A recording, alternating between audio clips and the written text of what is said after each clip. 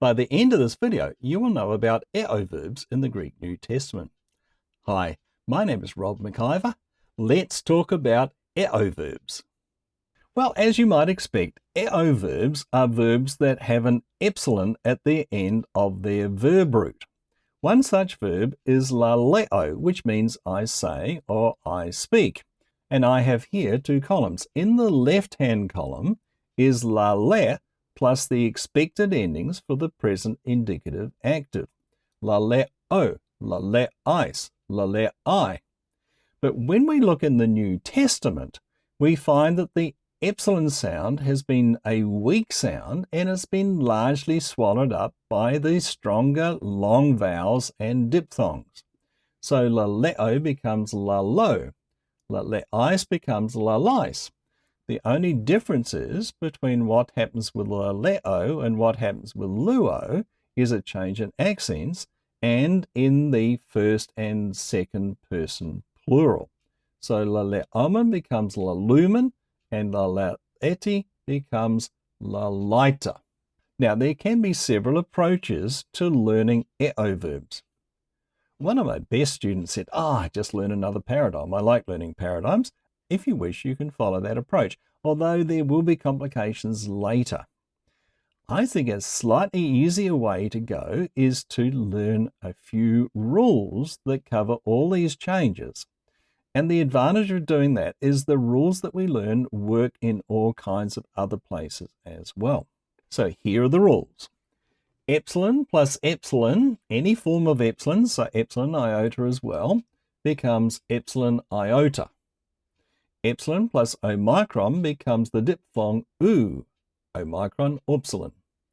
Epsilon plus a long vowel or a diphthong just disappears. So it becomes the long vowel or the diphthong. So let's see how that works with our pattern word lαλέω. So lαλέω is got epsilon followed by omega. Omega is a long vowel. The epsilon disappears. Lαλέis, epsilon is followed by a diphthong, and therefore it disappears. When we get to lαλέωμεν, though, epsilon plus omicron makes the diphthong oo, omicron upsilon.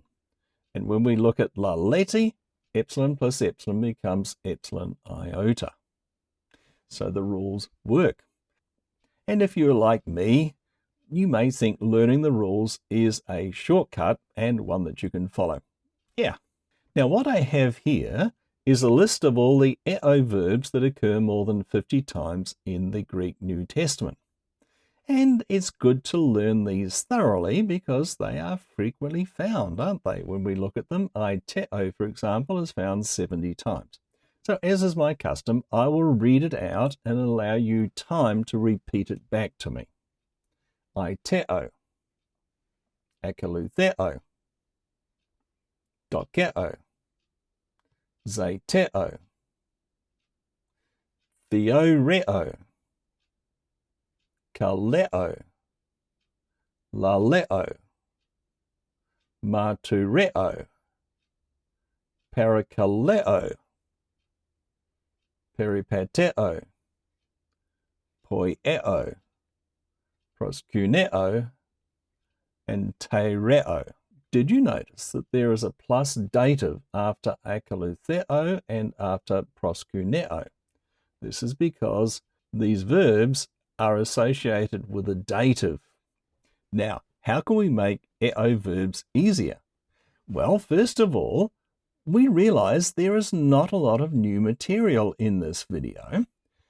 If we know about the verb luo and how it's used with nominatives and accusatives to form a sentence, and how first and second and third person works and singular and plural work, all of that is still true of verbs. So it's just a little tiny step forward. So to make verbs easy, first of all, learn the rules of contraction. They're important and you will be able to use them in several contexts. And second, learn the vocabulary very, very well. And third, of course, you will want to practice. Might I recommend the exercise in chapter 7 of my book, Beginning New Testament Greek Made Easier, as an ideal place to get practice on using the eİ verbs that are found frequently in the New Testament. Now, this is one of a series of videos on the grammar of the New Testament, all designed to make it easier to understand and learn. The other videos can most easily be discovered by clicking on the subscribe button below and checking out the channel, Beginning New Testament Greek Made Easier. Hey, if you've liked this video or found it useful, why don't you click the like button below? Thank you.